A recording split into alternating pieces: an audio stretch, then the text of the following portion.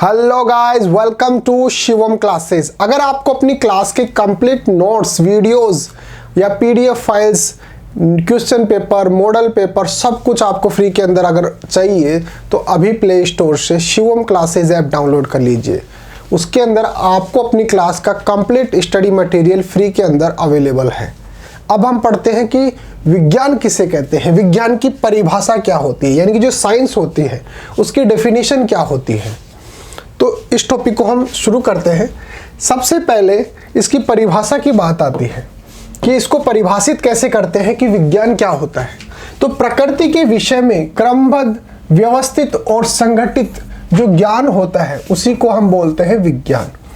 यानी कि जो प्रकृति है, हमारा जो नेचर है, उसके बारे में क्रमबद्ध यानी स्टेप बाय स्टेप, पहले ये वाले स्टेप फॉलो करेंगे, फिर ये इस प्रकार से स्टेप बाय स्टेप यानी कि क्रमबद्ध, व्यवस्थित, एक जो व्यवस्था की गई है कि पहला टेस्ट ये होगा किसी भी चीज के बारे में, दूसरा ये, तीसरा है, तो उस जो क्रमबद्ध जो है उसको एक व्यवस्थित तरीके से, ऐसा नहीं पहला तीसरे वाला टेस्ट पहले कर लिया दूसरे वाला बाद में करे, ऐसा नहीं है। एक व्यवस्थित तरीके से और संगठित, ऑर्गेनाइज्ड जो क्या होता है, ज्ञान यानी कि जो नॉलेज होता है उसी को हम क्या बोलते हैं, विज्ञान कहते हैं। तो अगर इस परिभाषा को लिखने की बात हो तो आप इसको लिख सकते हैं, समझ लीजिए। विज्ञान किसे कहते हैं वो देखिए। विज्ञान, देखिए विज्ञान होता है प्रकृति के क्रमबद्ध, व्यवस्थित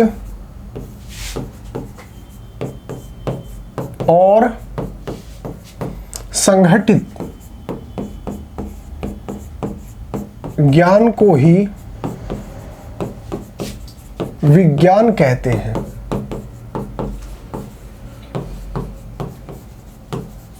या प्रकृति से प्राप्त क्रमबद्ध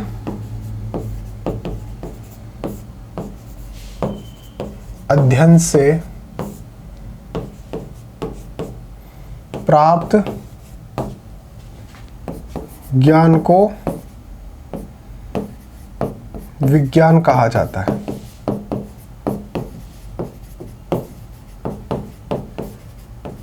प्रकृति से जो हमें क्रमबद्ध अध्ययन से जो ज्ञान प्राप्त होता है, क्रमबद्ध का मतलब हो गया कंटिन्यूस, लगातार कई दिनों से उस पर अध्ययन कर रहे हैं, हर एक छोटी से छोटी जो पहलू होता है उसका अध्ययन कर रहे हैं, उससे जो हमें ज्ञान प्राप्त होता है। ज्ञान का मतलब जो नॉलेज प्राप्त होता है उसी को हम बोलते हैं विज्ञान। और ये जो ज्ञान होता है ये सुव्यवस्थित होना चाहिए, यानी कि वेल ऑर्गेनाइज्ड होना चाहिए, ऐसे बिल्कुल व्यवस्थित तरीके से होना चाहिए, ऑर्गेनाइज्ड तरीके से। तो प्रकृति से प्राप्त क्रमबद्ध अध्ययन से सुव्यवस्थित जो ज्ञान प्राप्त होता है उसी को हम क्या बोलते हैं, विज्ञान बोलते हैं। फिर बात आती है कि जो विज्ञान जो शब्द है, जो हिंदी का जो विज्ञान शब्द है वो इंग्लिश के शब्द साइंस से लिया गया है। यानी कि साइंस का मतलब क्या हो गया, विज्ञान। तो विज्ञान जो हिंदी का शब्द है वो इंग्लिश के साइंस से लिया गया है और इसका मतलब होता है साइंस, जो लैटिन भाषा के साइंटिया से मिलकर बना होता है, जिसका अर्थ होता है जानना, टू नो, यानी कि किसी भी चीज के बारे में जानना। साइंटिया एक लैटिन शब्द होता है और उसी का इंग्लिश में रूपांतरण करेंगे तो वो साइंस होगा और उसी का अगर हिंदी में रूपांतरण करेंगे तो वो विज्ञान होगा। साइंटिया एक लैटिन शब्द होता है जिसका मतलब होता है किसी भी चीज को जानना, टू नो समथिंग, ठीक है। और अगर उसका इंग्लिश में रूपांतरण करेंगे, ट्रांसलेट करेंगे तो उसका मतलब हो गया साइंस, और अगर उसको हिंदी में रूपांतरण करेंगे तो उसका क्या मतलब हो गया, विज्ञान। और संस्कृत के अंदर विज्ञान शब्द का मतलब होता है क्या,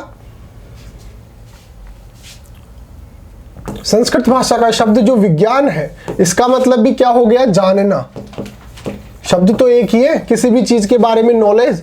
और अरबी भाषा का जो शब्द है इल्म, इसका मतलब भी क्या होता है, ज्ञान या किसी चीज के बारे में जानना। तो देखिए दोबारा से देख लीजिए क्या क्या है ये।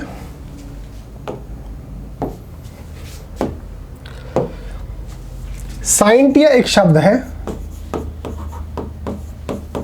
ये किसका शब्द है, ये लैटिन भाषा का है।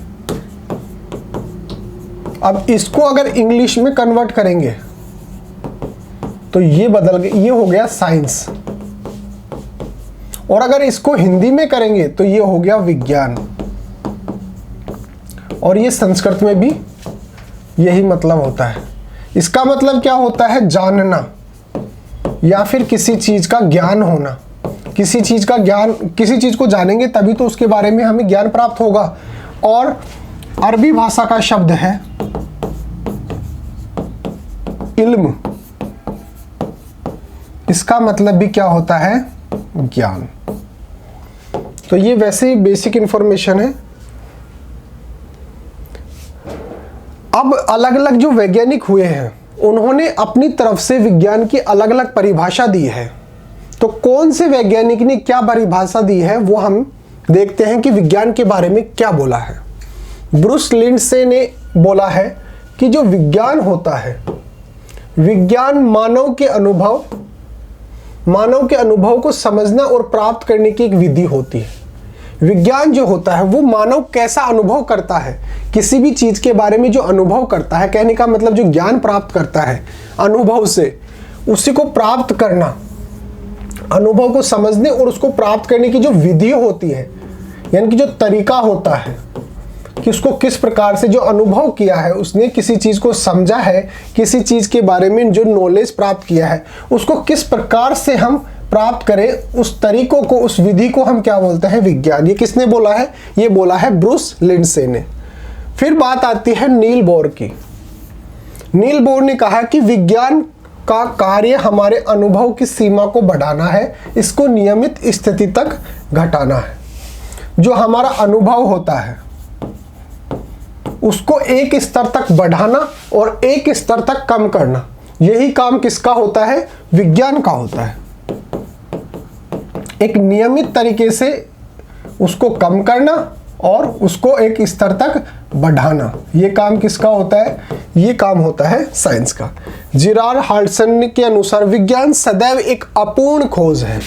अपूर्ण खोज क्यों है, क्योंकि कोई भी जो चीज होती है वो कंप्लीट नहीं होती है, वो लगातार उस पर अध्ययन चलता रहता है, नई नई चीजें आती रहती हैं, तो वो अपूर्ण खोज है जिससे सभी तथ्यों को खोजा जाता है। विज्ञान के माध्यम से उन वस्तुओं तथा उन नियमों के बीच संबंध स्थापित किया जा सकता है जिनसे विश्व चलता है।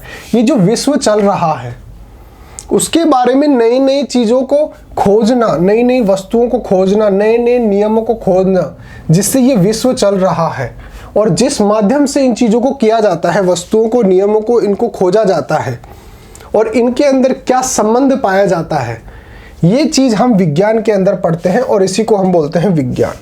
फिलिप्स फीमेन के शब्दों में, मैं विश्व दृश्य के मूल्यों को कम आंकना नहीं चाहता जो वैज्ञानिक के प्रयास का परिणाम है।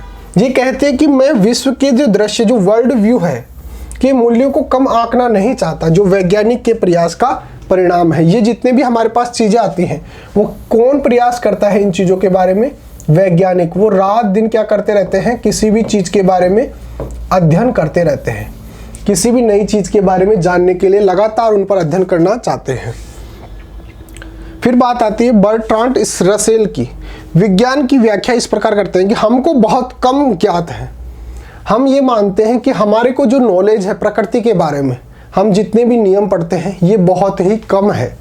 इससे भी ज़्यादा इस ब्रह्मांड के अंदर और भी चीज़ें विद्यमान करती हैं। तो ये बोलते हैं कि हमको बहुत कम ज्ञात है और विज्ञान का अल्प ज्ञान हमें जानने की अत्यधिक शक्ति देता है। हमें पता है कि हम जो विज्ञान जानते हैं वो कम है, हम इससे भी ज़्यादा जान सकते हैं और इसलिए हम लगातार प्रयास करते रहते हैं कि हमारा जो नॉलेज है उसको कंप्लीट किया जाए। लेकिन कंप्लीट कभी होगा नहीं, क्योंकि अध्ययन जो है वो लगातार चलता रहता है विज्ञान के अंदर। नई नई रिसर्च जो है वो लगातार चलती रहती है। एक आधा जो वैज्ञानिक है वो यहाँ पर देख लीजिए। आइंस्टाइन के अनुसार आइंस्टाइन ने क्या बोला था, विज्ञान क्या है वो देख लीजिए यहाँ पे। आइंस्टाइन ने बोला था विज्ञान केवल नियमों का संकलन मात्र नहीं है। विज्ञान का मतलब ये नहीं है कि हम जो जितने भी नियम हैं उनका अध्ययन कर लें। नियम जो विज्ञान है उसका मतलब तो नई नई चीज़ों को जानना है, बल्कि असंबंधित तथ्य, असंबंधित का मतलब अनरिलेटेड फैक्ट्स, अनरिलेटेड का मतलब ऐसे फैक्ट्स जो हमें पता ही नहीं है का एक सूची पत्र भी है। आइंस्टीन के अनुसार संसार के बारे में सबसे अधिक अबोधगम्य विषय यह है कि यह बोधगम्य है। यह कथन इस साधारण तथ्य पर आधारित है कि इस वृहत ब्रह्मांड में प्रत्येक वस्तु भली प्रकार परिभाषित नियमों द्वारा जानी जाती है। आइंस्टाइन का मानना था कि इस संसार के अंदर जो भी चीज बनी गई है वो विज्ञान का एक कारण होता है, जिस कारण से किसी भी चीज का निर्माण होता है, किसी भी चीज नष्ट होती है, उस सब चीजों का कारण जो है वो है विज्ञान। एक नियम जो है उस नियम के अकॉर्डिंग ही सब कुछ होता है। लेकिन अगर हम जैसे नियमों को पढ़ लें, किसी और वैज्ञानिक ने दिए और हमने उनको पढ़ लिया, तो केवल ये विज्ञान नहीं है, बल्कि जो अनरिलेटेड जो फैक्ट्स हैं, ऐसे फैक्ट्स जो अभी तक जाने ही नहीं गए, उनको जानना विज्ञान कहलाता है। तो आप सीधा सा एक तो ये याद रखेंगे, प्रकृति के विषय में क्रमबद्ध व्यवस्थित संगठित ज्ञान ही विज्ञान कहलाता है। प्रकृति के बारे में क्रमबद्ध व्यवस्थित और संगठित जो ज्ञान होता है उसी को हम विज्ञान कहते हैं। और बाकी हमने ये डेफिनेशन देख ही ली। तो विज्ञान की परिभाषा में इतना ही रहेगा कि विज्ञान किसे कहते हैं। फिर भी अगर आपके मन में इससे रिलेटेड कोई क्वेरी रह जाती है तो आप कमेंट में पूछ सकते हैं। Okay guys, thank you so much.